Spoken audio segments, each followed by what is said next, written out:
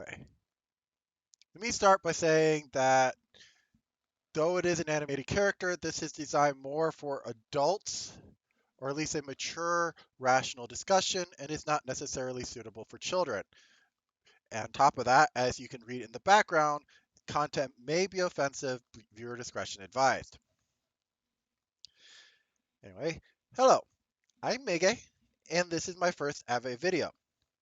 I apologize for the low quality, but it's better to get it done than to just keep, oh, I'll do it someday, as was with the original AVAE. I'll admit, originally the title of AVAE was intended for another top project, but it was both doing the same thing and also not, in that it was much more ranting with a story narrative. And though I really liked some of the stuff in it, well, let me be frank, I only really liked the events surrounding like two of the characters, and they weren't always there. So yeah. Point is that that format also restricted me a lot in what I was and was not allowed to do with AVE, both in content and the fact that some things couldn't be said because it wouldn't fit the narrative going on at the time. Can't exactly talk about space when no one is in space. I might bring back some of the elements and characters from it. We'll see. The main problem with AVE is that mentally it got to the point of not being a project to do at any time, as it was a I'll wait till I win the lottery and pay other people to make it for me type thing. Yeah. And like I said, I apologize for the low quality. I really wanted to do a lot more even with this strip, but it's time constraints. And it's more important that I get them out and that they're perfect quality. They will improve over time anyway. I plan on it should get better as I go along. AVE is short for a visual anthro essay. So basically, it means for me to rant in a visual format. And I'll get to the main rant for this video in a bit. But I figure I should first go into introductions and how these will work. I am open for collab rants, and I will even handle animating and whatnot, but I highly doubt anyone would be interested. But as there are multiple topics I may go into, I think it's best to go into the rating system I shall be using in these videos. Each video will have a particular topic that will be discussed. I'll be uploading to all of these to Vimeo, Minds, and YouTube. But since the last one is very much anti-free speech at the moment, there will be some videos I just won't upload to YouTube. And even then, I'll probably still end up getting removed anyway. You'll figure out why when I get to the main point of the video. With the exception of when I'm showing something that requires the full screen, there will be a colored background behind me, as you can, with some text. This will allow all of you to know instantly what manner of video we're talking about. It can use that to help decide if it's one you want to watch or not, let alone the title of the video itself. For the sake of simplicity, since all of these could be collaborative videos, just assume anytime I'm referring only to myself, it could also include others as well. Let's start with the one you see right behind me right now, orange. Orange is for content that will possibly be offensive to some people.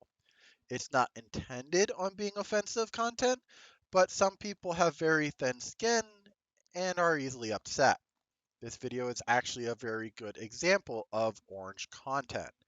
It won't have anything controversial or what have you, but some people will still take great issue with content at this level. So if you are easily offended, probably just give this content a pass. No one is forced to watch you. Actually, we can go down. Nah. Red, on the other hand, is designed for content that I know will be seen as offensive.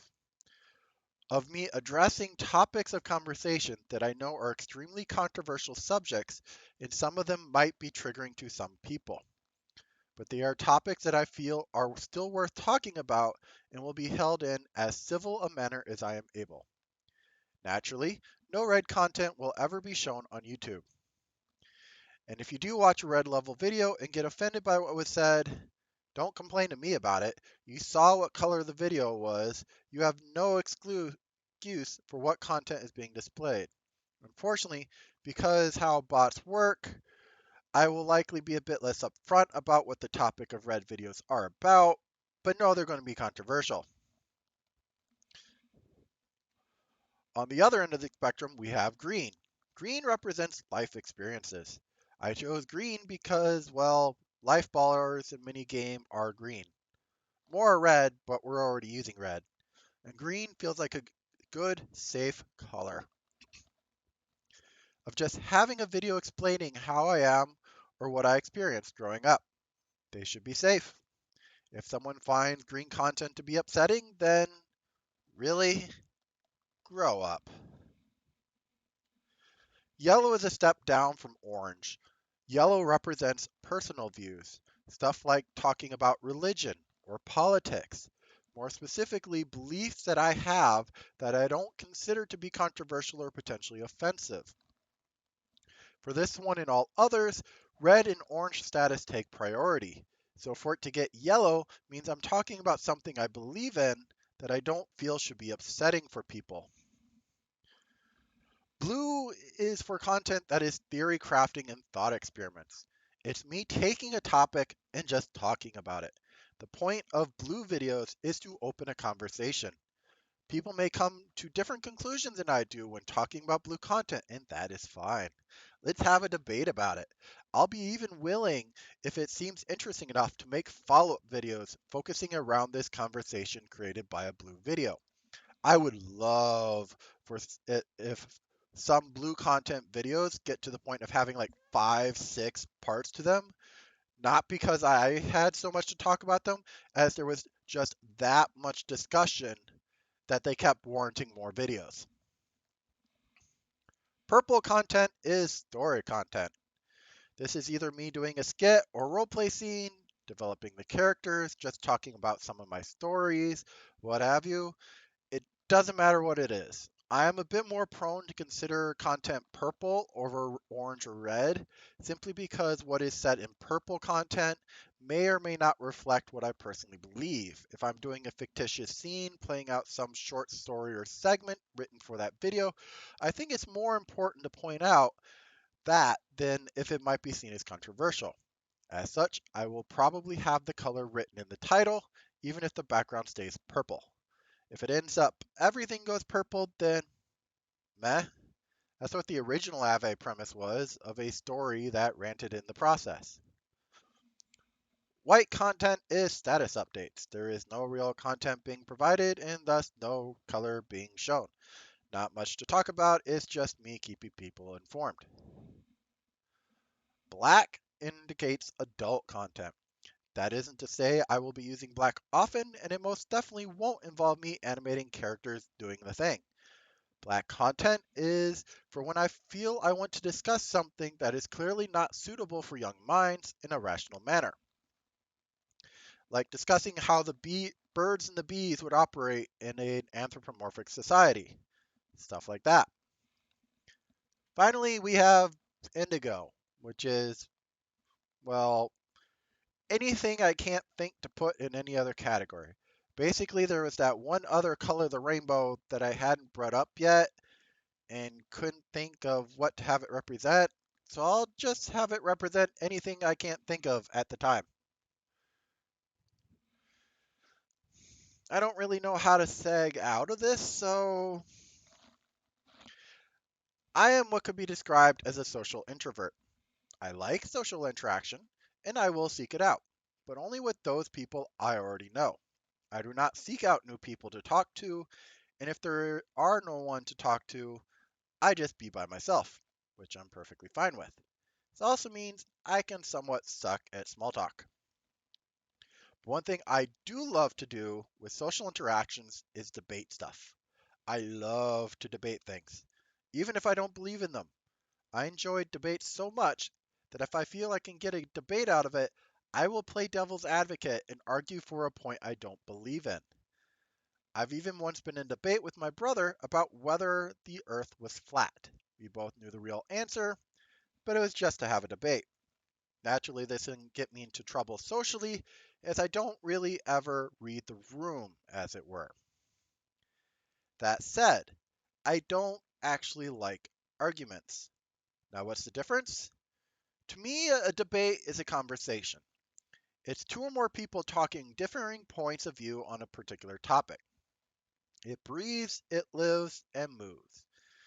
If you have to step out of listening to a debate and come back in 10 minutes later, a debate will likely be talking about completely different things, sometimes on completely different topics of conversation. And that's fine. That's what I love about debates. They respond to each other and the conversation progresses. An argument, however, is when you have one or more sides that are so adamant about their particular position that even acknowledging the other's point is considered taboo. Talking to someone that like this is like talking to a wall. Well, more like talking to a radio, since it is talking as well. But it never moves, it never responds. It's just one side trying to have a conversation and the other just vehemently sticking to the same points over and over again.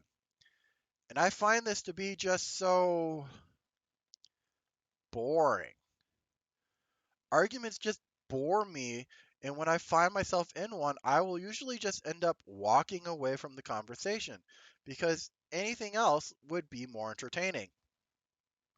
And if people keep doing this, then eventually I'll just stop talking to them altogether. And yes, they could consider that their own personal victory. But if everyone abided by that philosophy, then they will find no one but the ones that already agree with them will ever listen to anything they say, and they become unimportant and powerless. Now, when I walk out of an argument, I am not conceding my point. I am in some regards conceding that I see no more point in bothering to defend my point, but I am not conceding my point, as I'll get to in a bit. On a more serious note, one of my biggest pet peeves is to be told, no, you cannot have a conversation about this. This is especially true when we're not talking about something controversial, as we are talking something fictitious with no bearing on reality.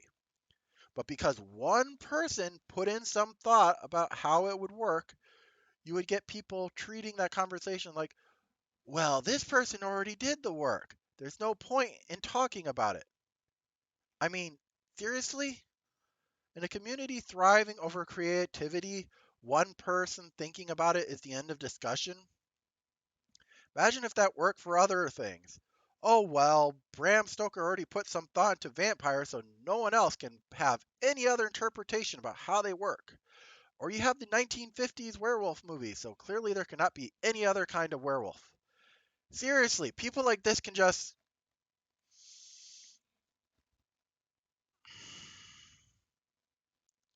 I am getting sidetracked. My point is, I fully believe in the notion of the freedom of speech, the ability to talk about whatever you want. This is the internet. No one can force you to watch or read anything. If you don't like the topic, then just don't view it. This whole, I don't like what he's saying, he must be prevented from saying it nonsense is utter garbage.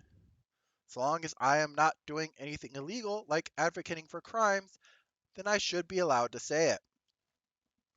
The First Amendment of the Constitution of the United States of America guarantees the protection of the right to free speech. You know what isn't in the Constitution? The right to not be offended. This country was founded on the principle that your ability to say what you want was infinitely more important than whether or not your feelings were hurt. So, yeah, I'll be talking about controversial topics. I'll be talking about this thing that may hurt the feelings of very skinned snowflakes that have never really understood what true oppression is. I will admit, I cannot claim to fully understand what that is like either, but I am not the one claiming moral outrage over the tiniest slight. Honestly, I think when people get outraged over the stupidest things, it delegitimizes cases where people should be outraged about, because it creates this sort of mental equivalency between the bullshit outrage and legitimate outrage. That someone being called a spoopy head is taken as being as big, if not often bigger, outrage than someone actually fearing for their own life because of what they believe.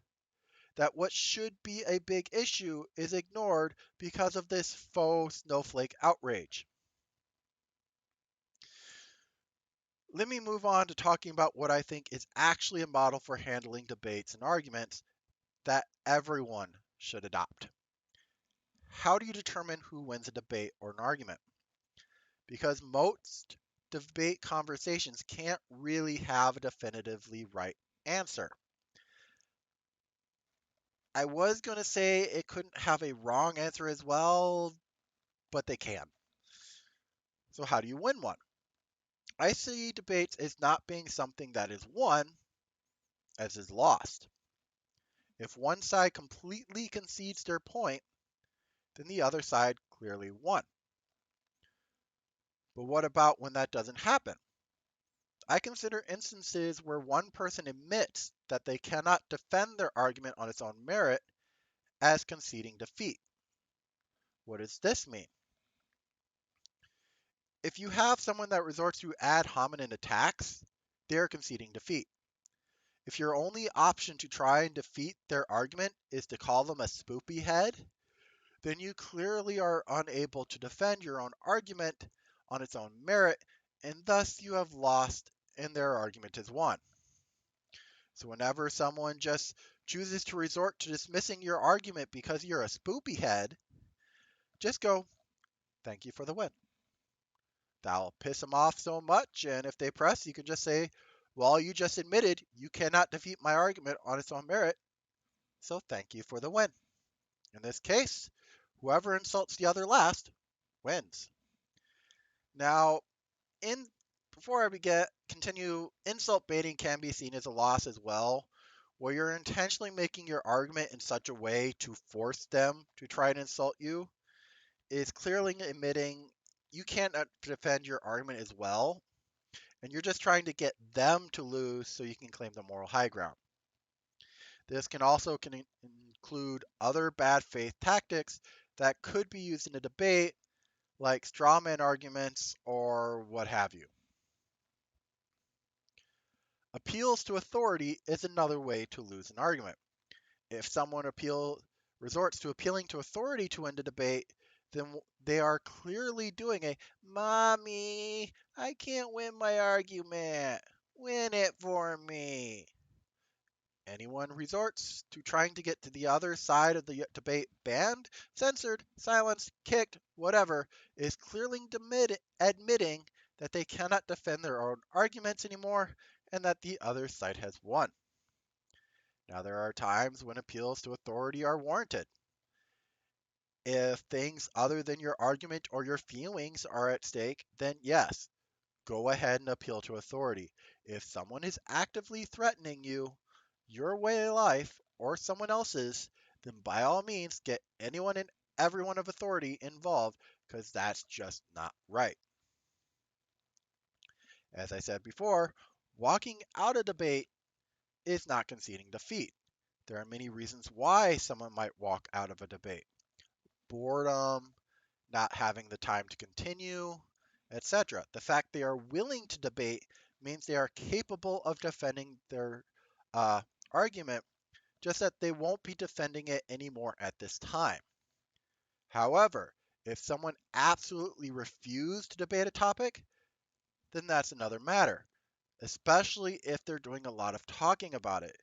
If you talk about a topic and refuse to have a conversation with anyone that disagrees, then I take that as that person saying, here's what I think, and I immediately consider defeat because I cannot defend what I just said. Now, why did I say this would be a really good model for everyone to adopt? Because people are competitive. And if put into a situation where the last person to insult the other wins, the last person to appeal to authority wins, and refusing to have a conversation means you lose, then what do you get? You get people having a conversation with each other. People will talk with people of differing viewpoints and refuse to resort to name calling and having the other silenced. And then guess what? We all win. You may not ever get people to fully agree with you on everything, and that is fine. But you will get a society where everyone at least understands where the other side is coming from, even if they don't share the end point. And that is by far a much better society that will fix far more social issues than the society we currently have. Final point on this extremely long-winded rant. How am I going to treat comments to my videos? I will most likely read most, if not all, the comments, but as I said, I am an introvert. I will not respond to everything. So if I don't respond, don't treat that as anything more than just me saying I'm not responding. So a quick guide about how I would respond to most comments. Good job would make me smile and internally go, thanks. I'll never actually post that because just posting a couple word response to someone scares me for some reason. You're a spoopy hat. Thank you for the win. Appealing to authority to have me banned or whatnot. Thank you for the win. Arguing some point about the video. Ooh, debate time. Anyway, I am Miguel Yafoze, and I thank you all for listening to my long-winded rant.